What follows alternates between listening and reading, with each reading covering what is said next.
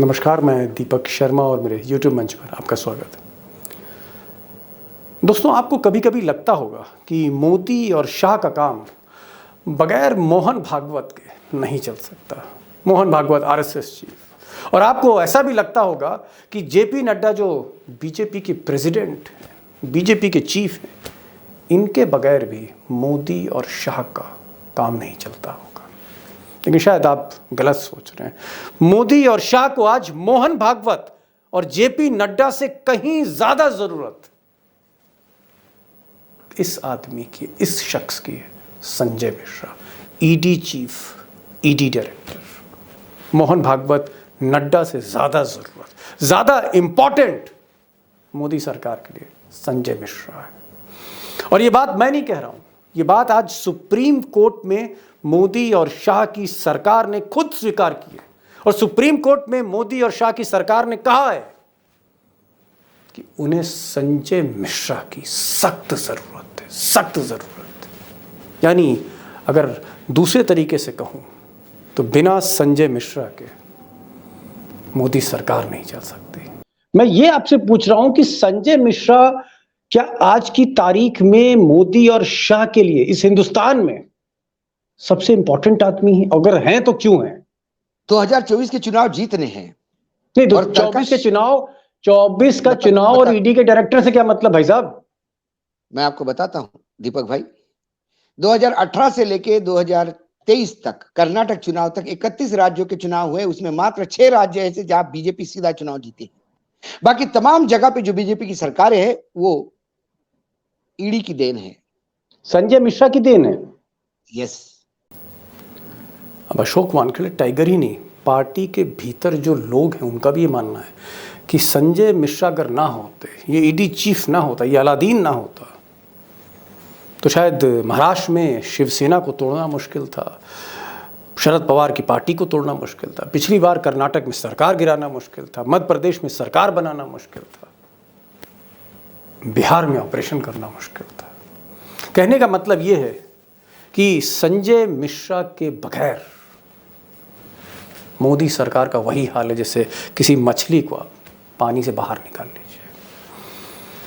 लेकिन यहाँ पर एक एंटी क्लाइमैक्स है, यहाँ पर एक पेच है, और पेच ये है कि संजय मिश्रा जो अलादीन है, संजय मिश्रा जो जरूरत है इस सरकार की, उसके पीछे ये साहब पड़े हुए हैं। या यूं कहें, ये जो चंद्रचूड़ साहब हैं, इनका सुप्रीम कोर्ट संजय मिश्रा के पीछे पड़ गया है। अब पिछली 11 जुलाई को, इसी महीने 11 जुलाई को सुप्रीम कोर्ट ने मोदी सरकार से कहा कि भाई ये जो संजय मिश्रा हैं ये गैर कानूनी तरीके से, इलीगली ईडी की कुर्सी पर बैठे हैं। इनको जो भी आपने एक्सटेंशन दिए, बार बार जो एक्सटेंशन दिए, वो नियम विरुद्ध थे, वो गैर कानूनी है। ये आदमी इलीगली कुर्सी पर बैठा हुआ है और सारे सबूत दिखाए सुप्रीम कोर्ट ने मोदी सरकार को। और तब मोदी के सबसे खास वकील, गुजरात के साथी तुषार मेहता जी, सॉलिसिटर जनरल ऑफ इंडिया, इनके पास कोई रास्ता नहीं था सिर्फ समर्पण करने का। और सरकार ने सुप्रीम कोर्ट की बात मान ली और कहा कि साहब इन्हें हटा देंगे, बस 31 जुलाई तक की मोहलत दे दीजिए, तब तक हम दूसरा आदमी ढूंढ लेते हैं। तो साहब 31 जुलाई तक नया ईडी डायरेक्टर आना था। लेकिन दोस्तों, कई ऑपरेशंस होने थे जिसके बारे में मैं आपको बताऊंगा कि क्यों संजय मिश्रा ज़रूरी थे। लिहाजा 31 से पहले यानी 26 जुलाई को, आज मोदी सरकार फिर सुप्रीम कोर्ट में गई और वहाँ पर आप कह सकते हैं एक तरह से गुजारिश करी कि साहब संजय मिश्रा को दे दीजिए, संजय मिश्रा को एक्सटेंशन फिर दीजिए, अक्टूबर तक का वक्त और दे दीजिए। यानी जो आदमी इलीगल कुर्सी पर बैठा है, जो आदमी गैर कानूनी तरीके से, जिसको एक्सटेंशन दिया गया, जिसको ईडी डायरेक्टर होना ही नहीं चाहिए था पिछले कुछ सालों से, जिसको सुप्रीम कोर्ट ने मोहर लगा दी कि इलीगल है, उसी आदमी को फिर लीगल बनाने के लिए आज सुप्रीम कोर्ट में आप कह सकते हैं सरकार ने नाक रगड़ दी। अब दोस्तों, जो सरकार के जानकार हैं, जो ईडी के कामकाज को भीतर तक जानते हैं, उनका ये कहना है कि अगर संजय मिश्रा वाकई जुदा हो गए मोदी जी और शाह साहब से, तो ये सरकार कई मुश्किलों में पड़ सकती, क्योंकि 2 बड़े operations, 2 big operations, operation Bihar और ऑपरेशन इलेक्शंस, इनकी बागडोर पर्दे के पीछे संजय मिश्रा ने संभाल रखी थी। और ईडी के, आप कह सकते हैं संजय मिश्रा के नेतृत्व में ईडी की एक बहुत बड़ी टीम पटना में इस वक्त नीतीश कुमार के साथियों को घेर रही है। और पिछली बार जब मीटिंग कर रहे थे नीतीश कुमार इंडिया की, पिछली बार पटना में, उससे पहले या एक रात पहले वहां पर छापेमारी हुई थी नीतीश को डराने के लिए। और नीतीश के एक मंत्री थे, उनके रिश्तेदार के यहाँ ईडी के छापे पड़े, इनकम टैक्स के रडार पर वो थे। एक और उनके पार्टी के अध्यक्ष नीतीश कुमार के बड़े खास, उनकी भी घेराबंदी शुरू हो गई। तो नीतीश की घेराबंदी हो रही, उससे पहले तेजस्वी, लालू परिवार, उसकी घेराबंदी हो। तो आरजेडी भी टारगेट पर है और जेडीयू भी टारगेट पर है। और जो गुल खिलाया था महाराष्ट्र में संजय मिश्रा ने, जिस तरह से उन्होंने उद्धव ठाकरे की पार्टी को तोड़ा और जिस तरह से उन्होंने शरद पवार की पार्टी को तोड़ा, ठीक यही ऑपरेशन इस वक्त पटना में चल रहा है। अब दोस्तों, जिस आदमी को 11 जुलाई को सुप्रीम कोर्ट ने कहा ये इलीगली ईडी की कुर्सी पर बैठा है, उस आदमी को 15 अक्टूबर तक मोदी और अमित शाह ईडी की कुर्सी पर बैठाना चाहते हैं। यानी 15 अक्टूबर तक एक्सटेंशन, मोहलत मांगी है सुप्रीम कोर्ट से कि आप इनको 15 अक्टूबर तक इस कुर्सी पर बैठने दीजिए। अब ये वाई 15 अक्टूबर, 15 अक्टूबर क्यों? क्योंकि अक्टूबर नवंबर से ही जो 4 बड़े राज्य हैं, तेलंगाना, छत्तीसगढ़, मध्य प्रदेश, राजस्थान, यहाँ पर बहुत ही निर्णायक, बहुत ही डिसाइसिव चुनाव होने वाले हैं। एक ऐसा चुनाव जहाँ मोदी जी का मुस्तकबिल तय होगा, भविष्य तय होगा 2024 का। और इन राज्यों में भी ऑपरेशन चल रहा है। जानकार बताते हैं कि छत्तीसगढ़ में भूपेश बघेल, उनकी घेराबंदी हो रही, जो मुख्यमंत्री हैं कांग्रेस के, उनकी घेराबंदी हो रही। कई अधिकारियों के यहाँ छापेमारी हो चुकी, सबूत इकट्ठा किए जा रहे हैं और किसी तरह से सूली पर लटकाने की कोशिश है कि अगर भूपेश बघेल को हिरा दिया तो शायद बीजेपी को कोई अच्छी खबर रायपुर से मिल सकती है। तो भूपेश बघेल के पीछे ईडी की टीम लगी हुई है। उधर मध्य प्रदेश में जहाँ पर शिवराज सिंह चौहान की हालत बहुत ज़्यादा खराब है, वहाँ कमलनाथ की घेराबंदी हो रही है। पिछली बार भी कमलनाथ को घेरा था, इस बार फिर। और ईडी की टीम भोपाल में भी सक्रिय, ऐसा लोग बताते हैं। और राजस्थान, जहां मोदी को कई बदले लेने हैं अशोक गहलोत की सरकार से, वहां पर भी ऑपरेशन है। वहां पर कई सरकारी योजनाएं चल रही हैं और लोग ऐसा कहते हैं कि गहलोत और उसके कई मंत्रियों की फाइल संजय मिश्रा खोल चुके हैं। जी हाँ, राजस्थान पे भी काम हो रहा है और तेलंगाना भी कहीं ना कहीं हिट लिस्ट में है। लेकिन उसके बाद एक और ऑपरेशन शुरू होने जा रहा है और वो है ऑपरेशन इंडिया, जहां पर कम से कम 5-6 बड़े नेता हैं, जिसमें केजरीवाल भी हैं, जिसमें ममता बनर्जी के भतीजे अभिषेक बनर्जी भी हैं और भी कई नेता हैं जो संजय मिश्रा की ईडी के रडार पर हैं।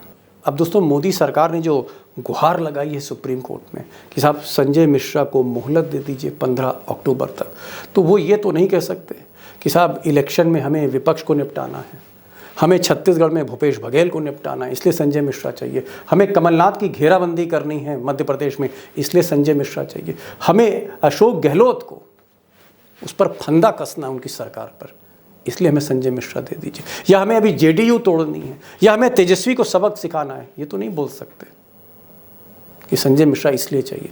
इसलिए लोग कह रहे हैं कि कोशिश होगी सरकार की कि वो सुप्रीम कोर्ट को कन्विंस करें कि साहब जो ईडी है ये मनी लॉन्ड्रिंग भी देखती है, ये आतंकवादियों के फंड भी देखती है, इसकी निगाह पाकिस्तान में भी है कि वहाँ पर मनी लॉन्ड्रिंग का क्या हाल है, काला धन कहाँ से आ रहा है, जा रहा है।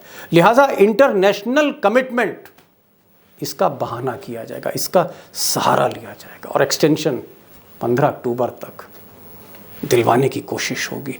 ये कोशिश है। बहरहाल देखना यह है कि चंद्रचूड़ की जो टीम है, जिसमें जस्टिस गवई है, जो हो सकता है इस मामले को टेकअप करें, वो क्या फैसला देते हैं। तो ये जो आर पार की लड़ाई है सुप्रीम कोर्ट में, उसको लेकर भले ही धड़कनें तेज हैं मोदी और शाह की, लेकिन उनको लगता है कि अंतर्राष्ट्रीय मायाजाल का बहाना करके शायद संजय मिश्रा की कुर्सी को फिर से बचा लिया जाए। अब दोस्तों, जो बिग क्वेश्चन है, जो असली सवाल है, वो ये है कि संजय मिश्रा पर्दे के पीछे मोदी के लिए क्या कर रहे थे, अमित शाह के लिए क्या कर रहे थे और किस तरह इन ऑपरेशंस को वो एग्जीक्यूट करते हैं, किस तरह से सरकारें गिरा दी जाती हैं। ये काम जो जेपी नड्डा नहीं कर पाते, कहीं कहीं तो अमित शाह भी फेल है, चाणक्य फेल है। जहाँ चाणक्य फेल है वहाँ भी ये संजय मिश्रा जो है ये कारगर साबित हो रहा है। तो क्या मजबूरी है, किस तरह का कनेक्शन है और क्यों संजय मिश्रा चाहिए? और ये जो ऑपरेशन इंडिया है या ऑपरेशन बिहार है या ये जो 4 राज्यों में चुनाव है वहाँ किस तरह का ऑपरेशन हो रहा है, मुझे लगता है ये जानकारियाँ बहुत ज़रूरी हैं, क्योंकि ये जानकारियाँ गोदी मीडिया किसी कीमत पर आपको नहीं बताएगी। बताएगी क्या? आपसे छुपाएगी, पर्दे डालेगी। मुझे लगता है कि उसी पर्दे को उठाना चाहिए आज कि वाकई मोदी और शाह की जो सरकार गेम क्या करती है, ऑपरेशंस कैसे होते हैं और संजय मिश्रा क्यों ज़रूरी है। और मुझे लगता है इसके लिए मैं और टाइगर आज बहुत से सवालों के जवाब आपको देने जा रहे हैं। एक एक लफ्ज़ हो सकता है इम्पॉर्टेंट हो, क्योंकि ये वो राज हैं जिसका पर्दाफाश करने के लिए वाकई आज के दौर में, मोदी के दौर में एक पत्रकार को बड़ी हिम्मत चाहिए। तो मुझे लगता है कि टाइगर के पास भी कुछ जवाब हैं, कुछ मेरे पास हैं।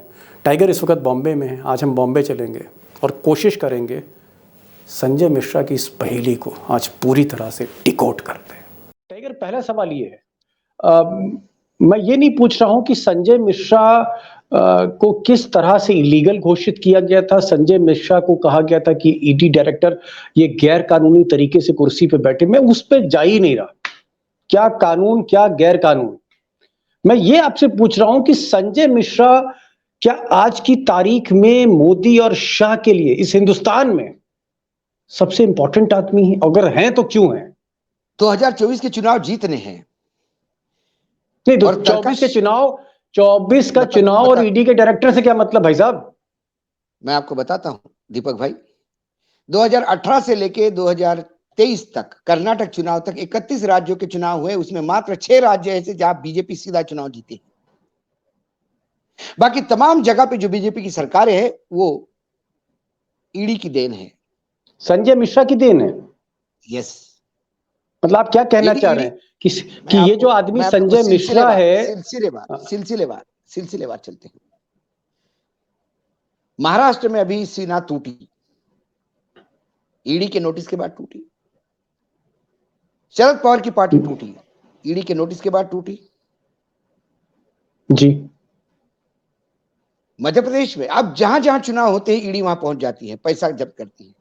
मायावती की क्या मजबूरी हो सकती है कि जो अपना वोट शेयर घटता दिखाई देती है, उसको अपने एमएलए घटते दिखाई देते हैं, उसका अपना भविष्य, राजनीतिक भविष्य पे बहुत बड़ा प्रश्न चिन्ह, जो पार्टी काशीराम जिन्हें खून पसीने से सींची थी, वो समाप्ति की ओर जाती हुई दिखाई देती है, लेकिन मौन है। क्योंकि ईडी ऐसा एक हथियार है जिसमें जमानत नहीं होती। ईडी ऐसा हथियार है जिसमें आपकी संपत्ति जब्त होती है, आप जेल में रहते हो 1 साल 2 साल के लिए, और ये कोई नहीं चाहता। आप सत्ता पक्ष का हाथ पकड़कर या तो मंत्री बनिए या फिर भ्रष्ट होकर, यानी भ्रष्टाचार के आरोप के तहत अंदर जाइए। अजित पवार जी ने वही किया, छगन भुजबल जी ने वही किया। कुल मिला के मैं दावा करता हूं आपको, बहुत बड़ी बात नहीं बोल रहा हूं मैं जी, क्योंकि लूज टॉक करना नहीं चाहूंगा मैं। दर्शक बहुत प्यार करते हैं अपने से। यदि ईडी, सीबीआई और इनकम टैक्स, ये 3 डिपार्टमेंट अशोक वानखड़े के अंडर 6 महीने के लिए कर दिए जाए तो ऐसा कोई राज्य नहीं होगा देश का जिसका मुख्यमंत्री मेरे दरवाजे पे भी बुला नहीं सकता। वर्तमान कैबिनेट में केंद्र में ऐसे कई मंत्री हैं जो मेरे दरवाजे के चक्कर काटेंगे, कठपुतलियों जैसा नचा सकते हैं देश को। क्योंकि राजनीति में को इस भ्रष्टाचार के दिमक ने ऐसा चाट रखा है, चाहे क्षेत्रीय दल हो, चाहे कांग्रेस हो, चाहे बीजेपी हो। लेकिन टाइगर यहाँ कोई टक्के की चोट पे नहीं कर सकता कि हम भ्रष्ट नहीं है। जी टाइगर, यहाँ मैं थोड़ा सा रोकूंगा।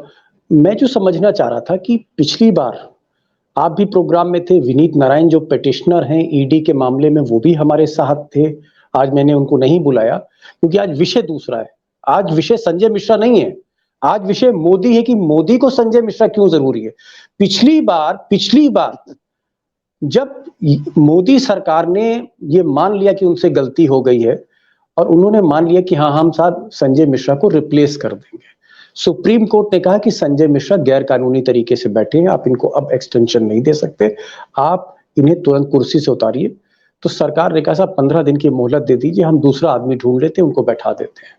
जब ये फैसला हो गया कि साहब संजय मिश्रा को हमने हटा दिया है, अब हम दूसरा आदमी ढूंढने जा रहे हैं, फिर दोबारा क्यों पहुंच गए कि जब जुलाई आ रहा है अब क्या संजय मिश्रा की जरूरत है? अब कौन सा ऑपरेशन बचा है? महाराष्ट्र की सरकार गिरा दी, कर्नाटक की सरकार गिराई थी, मध्य प्रदेश की, अब क्या जरूरत है? सबसे पहला पॉइंट, 2 पॉइंट है इसमें, फटाफट जल्दी जल्दी में, मैं ज्यादा समय नहीं लूंगा आपका। पहली जरूरत यह है कि 5 राज्यों के चुनाव होने जा रहे हैं। ये 5 राज्यों के चुनाव में यदि 5 राज्य बीजेपी हार जाती है तो लोकसभा के लिए ऐसा एक परसेप्शन बनेगा कि हिमाचल, दिल्ली, कर्नाटक, मध्य प्रदेश, तेलंगाना, छत्तीसगढ़, राजस्थान, उससे बचना चाहती कम से कम 2 या 3 राज्यों में अपनी सरकार वापस आए, इसके लिए पूरा प्रयास, खासकर मध्य प्रदेश और छत्तीसगढ़ और राजस्थान पे बहुत ज्यादा फोकस होगा। पॉइंट वहां पे, क्योंकि ईडी का प्रकोप अभी छत्तीसगढ़ में भयावह रूप से शुरू है। अभी राजस्थान में भी हो जाएगा, मध्य प्रदेश में भी हो जाएगा। अशोक गहलोत का घेरना है। जो महत्वपूर्ण है, विरोधी पार्टियों को इकट्ठा करने की 2 लोग थे जो धुरी माने जाते थे, एक शरद पवार और एक उत्तर में नीतीश कुमार। शरद पवार को तो घर में उलझा दिया और ये उलझन में उलझा दिया है कि अभी मैं कुछ मिनट पहले की बात कह रहा हूं, मैं आपसे रूबरू होने के कुछ मिनट पहले मैं जयंत पाटिल से विधानसभा के पोर्च में बात कर रहा था कि जयंत राव मैं क्या सुन रहा हूं, आप इधर है या उधर है? तो उन्होंने मुझे कहा कि आप कैसा बता सकता हूं मैं किधर हूं? क्या जयंत राव की भी ईडी की फाइल खुली है, इस वजह से जयंत राव भी पेशोपेश में है? उधर ऑपरेशन नीतीश कुमार शुरू हो गया है।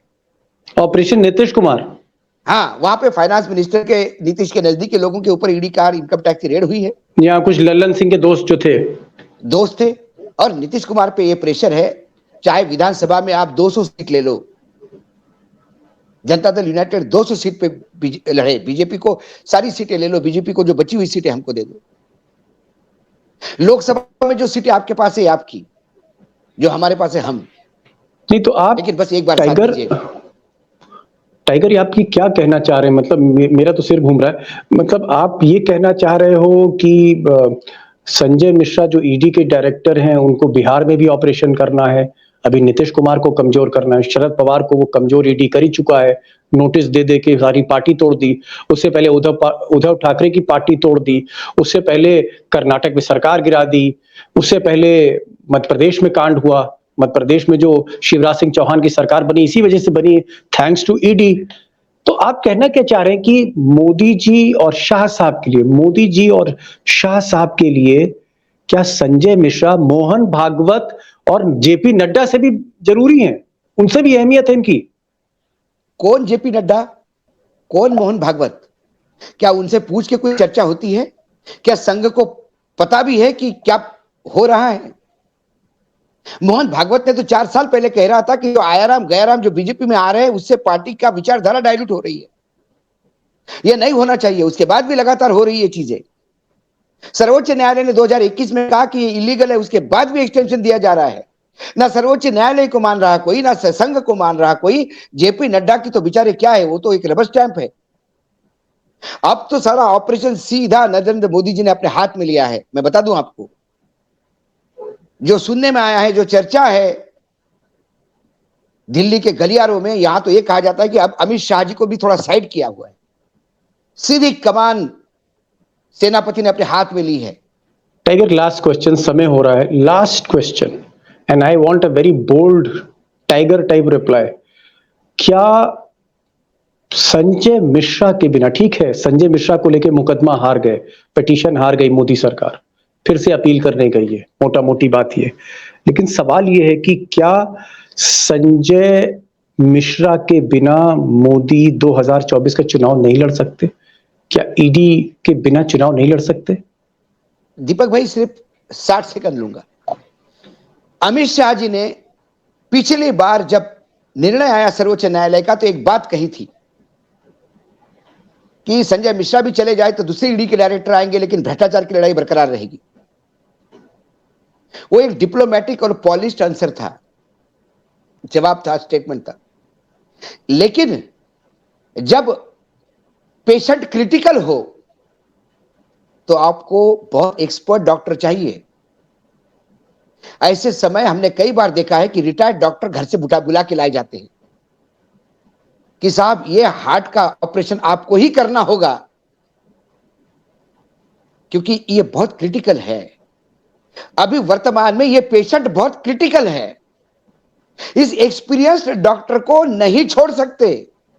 आने वाले 4 बड़े ऑपरेशन और 5वां लोकसभा का ऑपरेशन उन्हें ही करना है। नवसिखिए को मुश्किल है करवाना उनके हाथ से, इसीलिए ये डॉक्टर जरूरी है, इसीलिए संजय कुमार मिश्र की जरूरत है। आप ये कह रहे हैं कि जो इंडिया है, यानी जो विपक्ष है, यूनाइटेड विपक्ष, यानी इंडिया के जो मर्ज की दवा है वो संजय मिश्रा है, डॉक्टर संजय मिश्रा। यकीनन, क्योंकि हमने देखा है लोगों को डरते हुए। हमने एकनाथ शिंदे को डरते हुए देखा, मैंने अजित पवार को डरते हुए देखा, मैंने अभी जयंत पाटिल के आंखों में खौफ देखा। जी, यही हालत नीतीश की भी होगी। अल्टीमेटली नीतीश कुमार है क्या? नीतीश कुमार एक नेता है। उनके तमाम साथी यदि उनको छोड़ के चले जाएंगे तो नीतीश कुमार को भी विचार करना होगा। जी, क्या मैं इनको बचाऊं या फिर अपनी लड़ाई लड़ूं? इसलिए संजय कुमार मिश्र अनिवार्य है। तो क्या हम एक ये कह सकते हैं कि मोदी की कैबिनेट में जितने भी चेहरे हैं, चाहे स्मृति ईरानी हो, चाहे निर्मला सीतारमण हो, चाहे अनुराग ठाकुर हो, चाहे धर्मेंद्र प्रधान हो, पीयूष गोयल हो, क्या इन सबसे ज्यादा इंपॉर्टेंट संजय मिश्रा है मोदी के लिए? देखिए, जितने भी नाम आपने लिए, नरेंद्र मोदी जी का यदि साथ इनसे निकाल दिया जाए तो इनकी औकात राजनीति में कारपोरेटर बनने की नहीं है। ये राजनीतिक परिवार से बिलोंग करते या मोदी जी का साथ है, इसलिए ये उस ओहदे पे है जहां है। इसलिए ये मोदी जी से अलग नहीं हो सकते। ये मोदी जी है तो मुमकिन है क्योंकि ये सत्ता में है ऐसे लोग। लेकिन संजय मिश्रा, लेकिन मोदी जी क्यों सत्ता में है? जी, तो उसके पीछे संजय मिश्रा जैसे लोग, बड़ी बात है। और शायद इसीलिए बार बार एक्सटेंशन सरकार ने दिया और सरकार को बार बार सुप्रीम कोर्ट ने उनको टोका कि भाई ये गलत है। सिंपल बात है दीपक भाई, 30 साल से आप भी दिल्ली में हैं, क्या ब्यूरोक्रेसी की कमी है इस देश में? एक से एक होनहार ब्यूरोक्रेट है जी। अंतरराष्ट्रीय स्तर पे कल यदि सरकार गिर जाती है, रातों रात किसी राज्य की सरकार बदल जाती है, तो क्या उस सरकार के जो किए हुए वादे हैं या कोई मीटिंग्स है या कमिटीज है उसमें इंपैक्ट पड़ता है क्या? मनमोहन सिंह की सरकार गई, नरेंद्र मोदी आए, तो क्या मनमोहन सिंह जी ने कहा कि नहीं अभी 1 आध साल मुझे और रहने दो प्राइम मिनिस्टर, क्योंकि कई इंटरनेशनल फोरम पे मुझे भाषण देना है।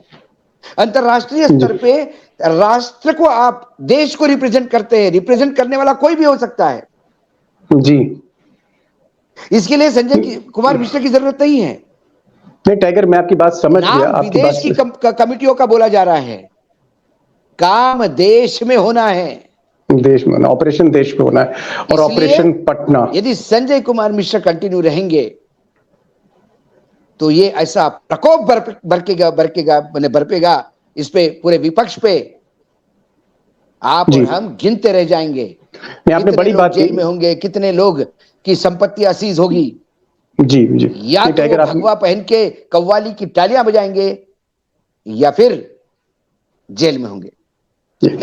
टाइगर, आप आए, आपने समय निकाला। मैं पीछे देख रहा हूं कि आप तो मुंबई में हैं, बारिश भी बहुत हुई, लेकिन आपने एक बात आज बहुत बड़ी कही। आपने कहा कि जो 3 राज्यों में चुनाव है, 4 राज्य जो है, तेलंगाना, छत्तीसगढ़, मध्य प्रदेश, राजस्थान, बहुत कुछ दांव पे मोदी जी के लगा है और वहां एक संजय मिश्रा की जरूरत है, एक अलादीन के चिराग की जरूरत है।